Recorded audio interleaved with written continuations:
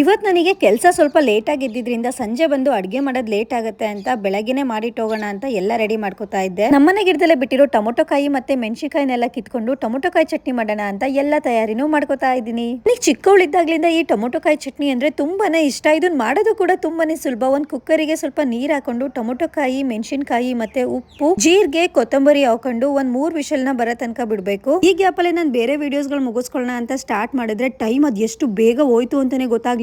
ಕೆಲಸಕ್ಕೆ ತುಂಬಾನೇ ಟೈಮ್ ಆಗೋಗ್ಬಿಟ್ಟಿತ್ತು. ಅದಕ್ಕೆ ಸಂಜೆ ಬಂದ್ ರುಬ್ಕೊಂಡ್ರಾಯ್ತು ಅಂತ ಹಂಗೆ ಬಿಟ್ಬಿಟ್ಟು ಓಡೋಗಿದ್ಲು. ನಾನು ಆಫೀಸಿಂದ ಬೇಗ ಬಂದಲ್ಲ, ಅದಕ್ಕೆ ರುಬ್ಬಿ ನಾನೇ ಮಾಡೋದಕ್ಕೆ ಸ್ಟಾರ್ಟ್ ಮಾಡಿದೆ. ಎಲ್ಲ ರೆಡಿ ಮಾಡಿದ್ರು. ನಾನೊಂದು ಸ್ವಲ್ಪ ಸಾಸಿವೆ ಮತ್ತೆ ಈರುಳ್ಳಿ, ರುಚಿಗೆ ತಕ್ಕಷ್ಟು ಉಪ್ಪು ಹಾಕಿ ಆನಿಯನ್ನ ಫ್ರೈ ಆದ್ಮೇಲೆ ಈ ಮಸಾಲೆನ ರುಬ್ಕೊಂಡಿರ್ತೀನಲ್ಲ ಅದನ್ನ ಹಾಕಿ ಹಸಿ ವಾಸನೆ ಹೋಗೋ ತನಕ ಬೇಯಿಸ್ಕೋಬೇಕು.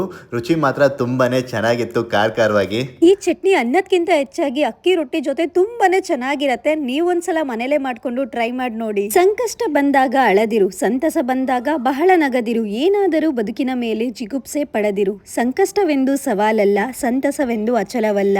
ನಮ್ಮ ಈ ಬಾಳು ಬರೀ ಗೋಳಲ್ಲ. ಎಲ್ಲರ ದಿನ ಶುಭವಾಗಲಿ. ಎಲ್ರೂ ಖುಷಿಯಾಗಿ ಇರಿ.